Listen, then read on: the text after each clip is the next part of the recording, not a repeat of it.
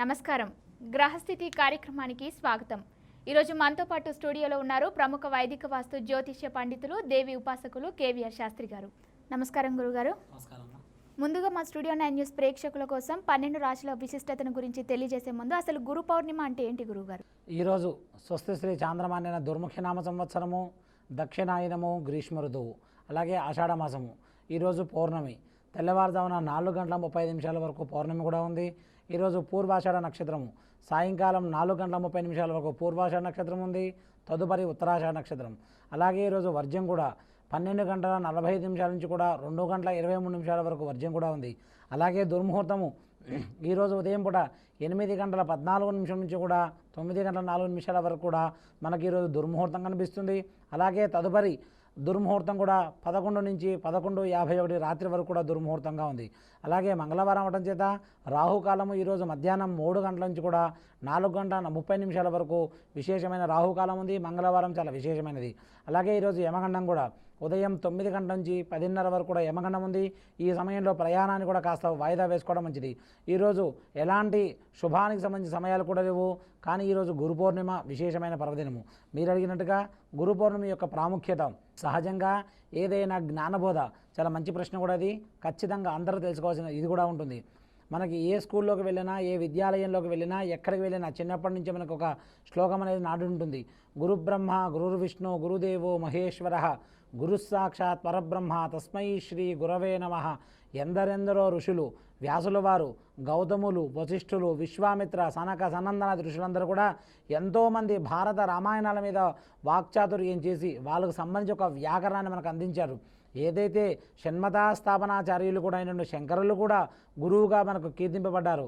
అలాగే ఒక రాఘవేంద్రులు కానీ, మరొకరు కానీ, సాయిబాబా కానీ, ఇలా అనేక మంది కూడా గురు పరంపరలో ఉన్న వాళ్ళు, ఒక మధ్వులు కానీ, ఒక రామానుజులు కానీ, ఇలా చాలామంది మనకు అనేక మంది కూడా గురు పరంపర ఉంటారు.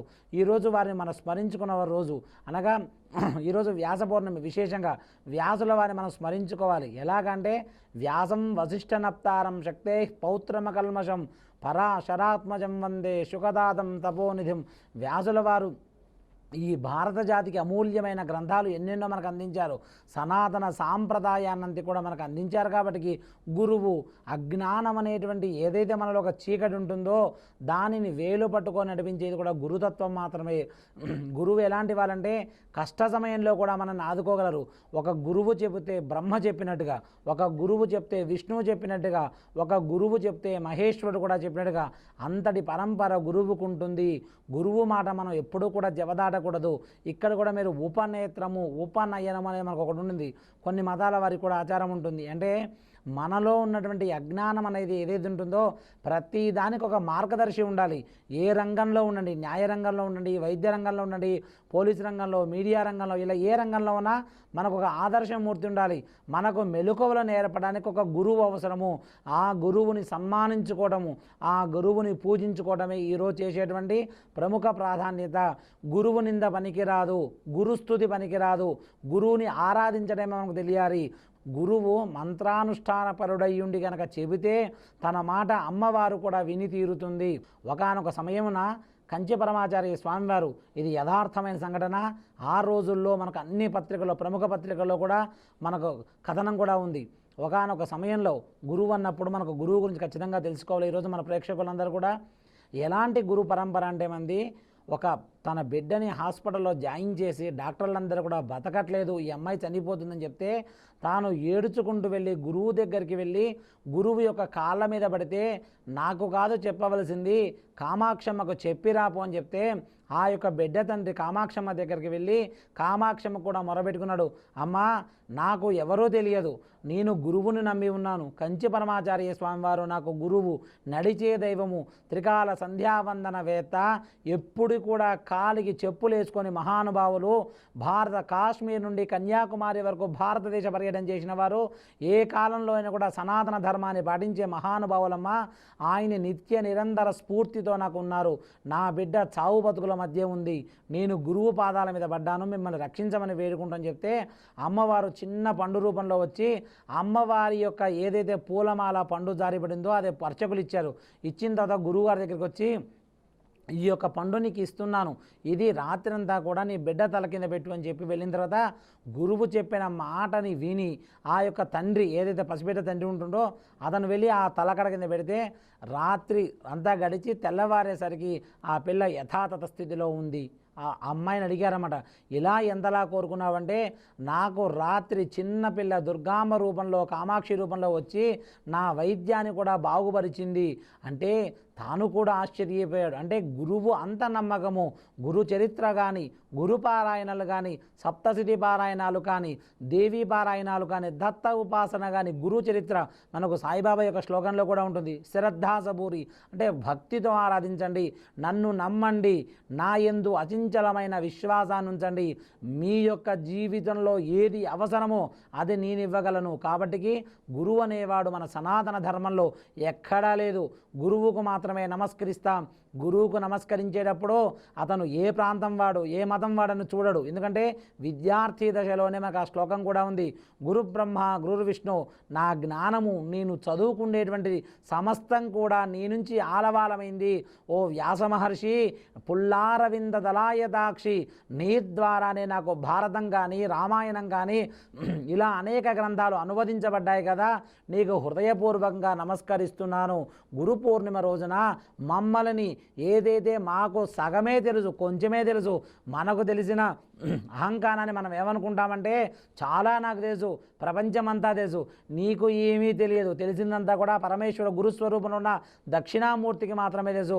అలాంటి ఓ గురువా, ఓ బాబా, ఓ రాఘవేంద్ర, ఓ దత్తస్వరూపమైన ఈశ్వర, నీకు నమస్కరిస్తున్నాను.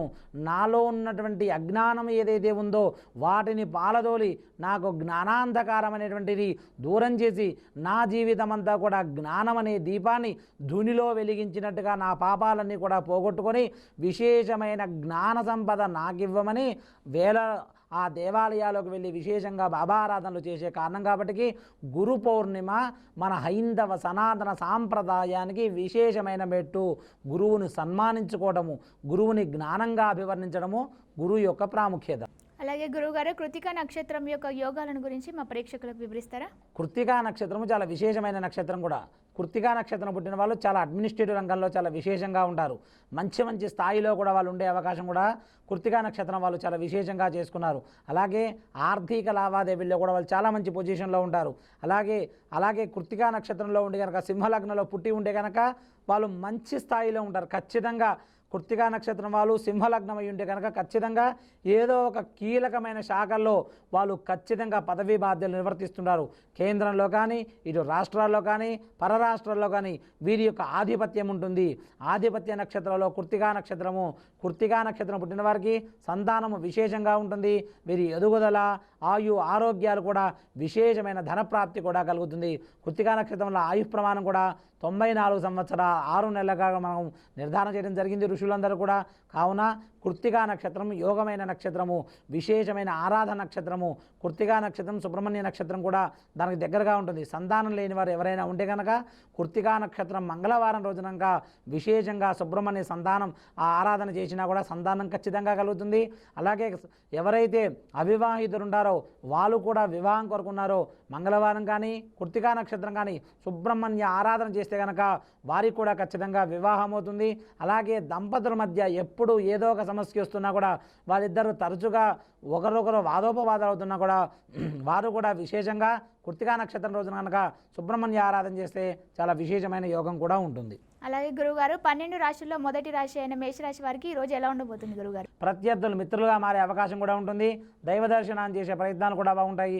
విశేషమైన మేషరాశి వారు ఈ రోజున గురు ఆరాధన చేస్తే కనుక చాలా విశేషంగా ఉంటుంది ఈ రోజున మేషరాశి వారికి. వృషభ రాశి వారికి ఈ రోజు ఏ విధంగా ఉండబోతుంది? కొత్త వ్యక్తితో కూడా మీ జీవిత భాగస్వామ్యం కూడా ఉంటుంది. ముఖ్యంగా ఈరోజు సిమెంట్, ఐరన్ సంబంధించినటువంటి వ్యాపారం కూడా వీళ్ళు విశేషంగా చేసుకోవచ్చు. వృషభ రాశి వారు విశేషమైన ఆరాధన, పూజ ఆరాధన చేస్తే ఈరోజు చాలా యోగంగా ఉంటుంది ఈరోజు. అలాగే మిథున రాశి వారికి ఎలా ఉండబోతుంది గురుగారు? ఈ రోజు ఆడిటర్లకు, అకౌంట్స్ రంగంలో కూడా వీరికి చాలా యోగంగా ఉంటుంది. ఏదైతే ఆందోళన ఉందో ఆందోళన సంబంధించినటువంటి అంశాలు కూడా ఈరోజు తొలగిపోయే అవకాశం కూడా ఉంటుంది. కర్కాటక రాశి వారికి ఈ రోజు ఎలా ఉండబోతుంది? ఈ రోజు వీరికి చాలా యోగంగా ఉంటుంది. అంత ఇబ్బందులు కలిగించే అంశం ఉంటుంది తల్లిదండ్రులకి. స్త్రీలు, వస్తువులు, ఆభరణాలకు సంబంధించిన వ్యవహారం కూడా ఈరోజు వీరికి యోగంగా ఉంటుంది. సింహరాశి వారికి ఈ రోజు ఎలా ఉండబోతుంది గురుగారు? అతి ఉత్సాహం ప్రదర్శించడం వల్ల ఇబ్బందులు ఉంటాయి. ఒక్క విషయం మాత్రం సింహరాశి వారు గుర్తుపెట్టుకోవాలి. ఈ రోజు చాలామంది కూడా ఏది మాట్లాడినా కూడా ఆచితూచి మాట్లాడండి, నెమ్మదిగా మాట్లాడతాను నేర్చుకోండి. ఎప్పుడు కూడా మనం వాక్ చాతుర్యం బట్టే మనం ప్రపంచానికి గుర్తింపబడుతుంటాం. ముఖ్యంగా సింహరాశి వారు ఈ రోజున 1-2 సార్లు ఆలోచించి పెద్దలతో మాట్లాడేటప్పుడు మాత్రము చాలా ఆచితూచి స్పందించండి. మీలో ఉన్నటువంటి ఏదైతే ఒక రంగం ఉంటుందో దాన్ని వెలికి తీయండి. మంచి మంచి అవకాశాలు కూడా మీకు వస్తాయి సింహరాశి వారికి ఈ రోజున.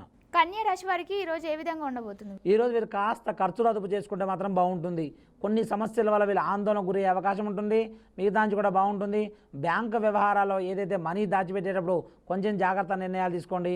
చాలా యోగంగా ఉంటుంది ఈ రోజున వీరికి. గురుగారు చెప్పండి, ఈరోజు తులారాశి వారికి ఏ విధంగా ఉండబోతుంది? ఈరోజు వీరికి కాస్త ఒత్తిడి ఎక్కువయ్యే అవకాశం ఉంది. రుణ విముక్తులు కూడా కాస్త ఈరోజు మానసికంగా వీళ్ళు కుందరపడే అవకాశం ఉంది. మిగతా కూడా ఈ రాశి వారికి ఈరోజు యోగంగా ఉంది. ఈ రాశి వారు కూడా విశేషమైన ఆరాధన చేస్తే కనుక, సుబ్రహ్మణ్య ఆరాధన చేస్తే కనుక చాలా యోగంగా ఉంటుంది.